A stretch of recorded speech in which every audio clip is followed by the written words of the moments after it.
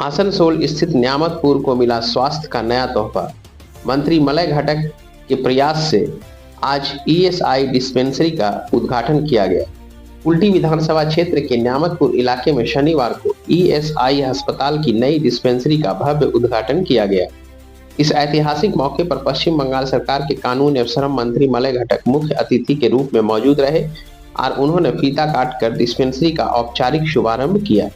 नई डिस्पेंसरी में फिलहाल 2 डॉक्टर और प्रशिक्षित नर्सिंग स्टाफ की तैनात की गई है, जिससे क्षेत्र की ईएसआई पात्र श्रमिकों को प्राथमिक चिकित्सा सेवाएं यहीं उपलब्ध होंगी। उससे पहले उन्हें इलाज के लिए आसनसोल ईएसआई अस्पताल तक जाना पड़ता था। 2011 से पहले राज्य में श्रम विभाग की अहमियत को कोई जनता तक नहीं था, लेकिन मुख्यमंत्री ममता बनर्जी ने श्रम विभाग को नई पहचान दी और संगठित व असंगठित दोनों क्षेत्रों के श्रमिकों के जीवन स्तर को बेहतर बनाने की दिशा में ठोस कदम उठाए। उन्होंने कहा कि आज ईएसआई के माध्यम से श्रमिकों को जिस स्तर की चिकित्सा सुविधा दी जा रही है वह किसी बड़े निजी नर्सिंग होम से कम नहीं। मंत्री मलय घटक ने जानकारी दी कि ईएसआई अस्पतालों में विशेषज्ञ डॉक्टरों की नियुक्ति, आधुनिक डायग्नोस्टिक मशीनें, जटिल बीमारियों की जांच की उन्नत सुविधाएं, प्रशिक्षित नर्सिंग व पैरामेडिकल स्टाफ उपलब्ध कराए गए हैं, जिससे श्रमिकों को उच्च स्तरीय इलाज मिल रहा है। मंत्री मलय घटक ने यह भी बड़ी घोषणा की कि टेक्नो इंडिया समूह द्वारा आसनसोल में एक और मेडिकल कॉलेज अस्पताल की स्थापना की जाएगी। इससे पूरे औद्योगिक क्षेत्र को सुपर स्पेशलिटी चिकित्सा सुविधाएं मिलेंगी और सुविधाओं को मेडिकल शिक्षा के नए अवसर प्राप्त होंगे। न्यामतपुर में ईएसआई डिस्पेंसरी खुलने से अब छोटी बीमारियों के इलाज के लिए आसनसोल नहीं जाना पड़ेगा। समय और पैसे दोनों की बचत होगी। श्रमिकों को तुरंत इलाज की सुविधा मिलेगी। बुजुर्ग और महिला मरीजों को काफी बड़ी राहत मिलेगी।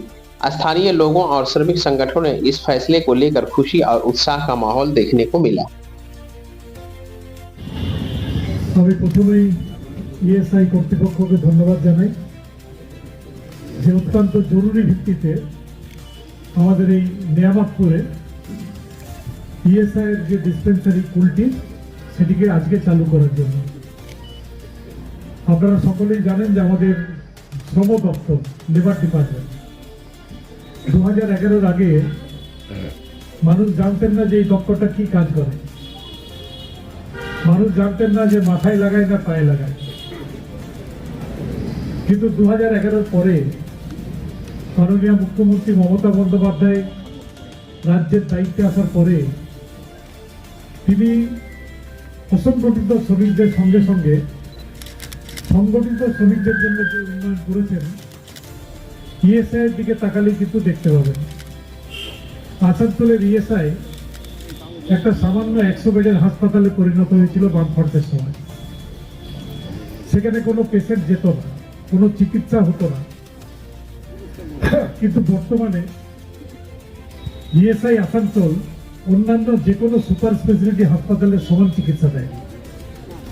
সেখানে যে ধরনের ডাক্তার, যে ধরনের পরিষেবা আছে, অনেক প্রাইভেট যে হাসপাতাল আছে সেই হাসপাতালেও পাবেন না।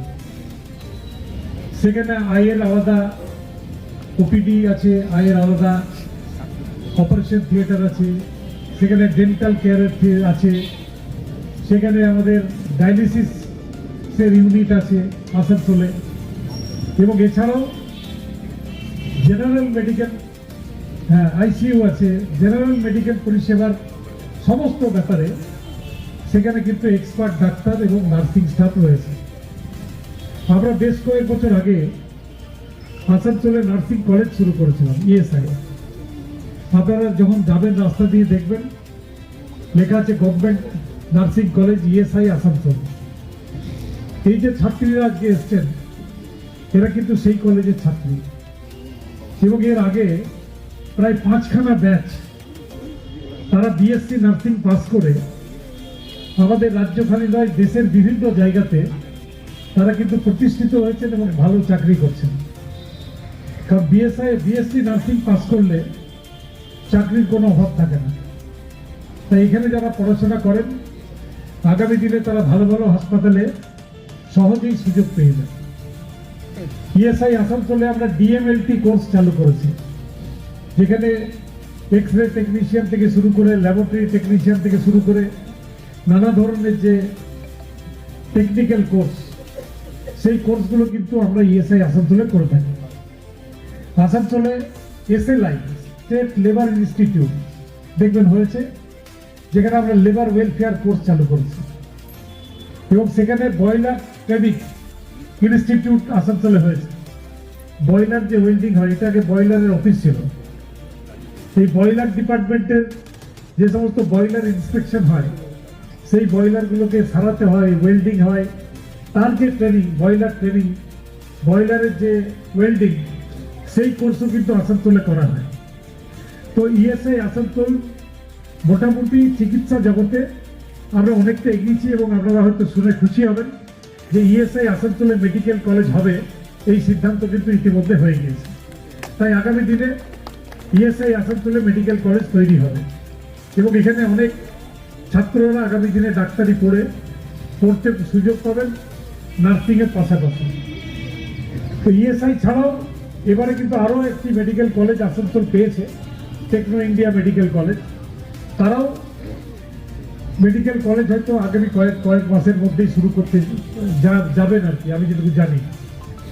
তো দুটো মেডিকেল কলেজ আমাদের এই শিল্পাঞ্চল আগামী দিনে পাবে, এবং এই মেডিকেল কলেজগুলো হয়ে গেলে এই অঞ্চলে যারা মানুষ, তাদের যে পরিষেবা, এক তো সুপার স্পেশালিটি হাসপাতাল আসানসোলে তৈরি হয়েছে, মাননীয় মুখ্যমন্ত্রী মমতা বন্দ্যোপাধ্যায় করে দিয়েছেন বিনা পয়সায়। আসানসোলের যে হাসপাতাল, 6 তলা বিল্ডিং, সেখানে গেলেই দেখতে পাবেন যে পরিষেবা কত পরিবর্তন হয়ে গিয়েছে। সঙ্গে সঙ্গে ইএসআই হাসপাতাল তৈরি হয়েছে, এবং এই যে ইএসআই ডিসপেন্সারি এখানে শুরু হচ্ছে, আমার কাছে এক্সাক্ট ফিগার নেই, সেটা কত কীভাবে মানে মানুষ ফেসিলিটি পাবে বলতে পারে? আমাদের অলরেডি এখানে একটা ডিসপেন্সারি ছিল, আমাদের সেটা টাই আপ ডিসপেন্সারি, মানে বেসরকারি সংস্থাকে দেওয়া ছিল, কিন্তু সেই সংস্থার সঙ্গে যে পরিষেবার ব্যাপারটা থাকে জড়িয়ে, সেই পরিষেবাটা অতটা উন্নত মানের ছিল না। অনেক সময় আইপিরা বঞ্চিত হতো পরিষেবা পেতে। সেই জন্য শ্রম দপ্তর থেকে আমাদের ডিসিশন হয়েছে, আমরা বেশ কয়েকটা যেগুলো টাই আপ ডিসপেন্সারি আছে, সেইগুলোকে আমরা একে একে নিজেরা অধিগ্রহণ করে নিজেরাই চালাবো। শ্রম দপ্তরের নিজস্ব পার্মানেন্ট এমপ্লয়ি দিয়ে চালানো হওয়ার সিদ্ধান্ত হয়েছে, এটা শ্রম দপ্তরের সিদ্ধান্ত। তার মধ্যে আমাদের অঞ্চলে প্রথম এটা শুরু হওয়ার প্রচেষ্টা হলো। এর ফলে কী হবে, যে কন্ট্রাকচুয়াল ডাক্তারদের দিয়ে বা যে কোনো রকম ডাক্তারদের দিয়ে আমরা পার্মানেন্ট ডাক্তার দিয়ে এটাকে চালাবো।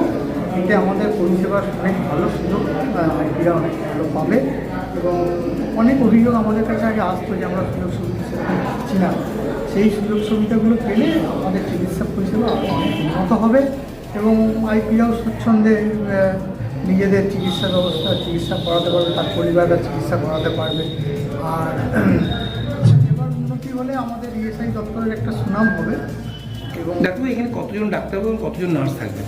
মনে হয় আমাদের আপাতত একজন তো পোস্টিং দেওয়া হয়েছে, আর একজন ডাক্তারবাবুকে দুজনকে দেওয়া হয়েছে, তারা জয়েন করলেও নার্স কজন দেওয়া যাবে সেটা আমি ডিরেক্টরের সঙ্গে আলোচনা করে জানানো হবে ভবিষ্যতে। নার্স, ফার্মাসিস্ট সবাই থাকবে, গ্রুপ ডি এমপ্লয়ি সবাই এখানে থাকবে। কবে থেকে এটা পরিষেবাটা মানুষ পাবে?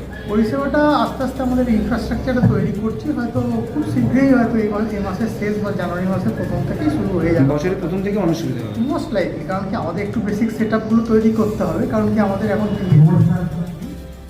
কম্পিউটারাইজ সেই ব্যাপারগুলো করতে আমাদের একটু সময় লাগবে। পরিষেবাটা হয়তো একদিনের মধ্যেই পরিষেবাটা এসে গেলেই আমরা শুরু করে দেবো। আপনার নাম রাখবেন? আমার নাম পার্থসারথী দত্ত, আমি ডেপুটি সুপার দেওয়া হবে, এবং যদি তাদের রোগ গুরুতর হয় তাহলে নিশ্চয়ই তাকে আসানসোল হাসপাতালে পাঠিয়ে দেওয়া হবে। তাই এই যে সার্ভিস ডিসপেন্সারি আজকের থেকে শুরু হোক, কুলটিতে উন্নয়নের যে ছোঁয়া, সেই ছোঁয়া কুলটিতেও উন্নতি হোক, উন্নয়ন হোক। আমি বাদলদের সাথে কথা বলছিলাম, যদি আরও কিছু কাজ এই অঞ্চলে উন্নয়নের আরও করা যায়, তাহলে আমরা সত্যি গর্বিত এবং আনন্দিত হব। কুলটির সঙ্গে আমার একটা রক্তের সম্পর্ক আছে, আত্মার সম্পর্ক আছে। দিদি আপনি সরে যান, মাথাটা সরান, আসুন ডাক্তার আসুন।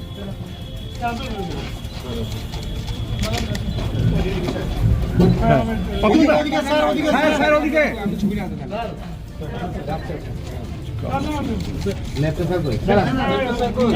ওইদিকে ওইদিকে ওইদিকে স্যার ওইদিকে স্যার ওইদিকে ওইদিকে স্যার স্যার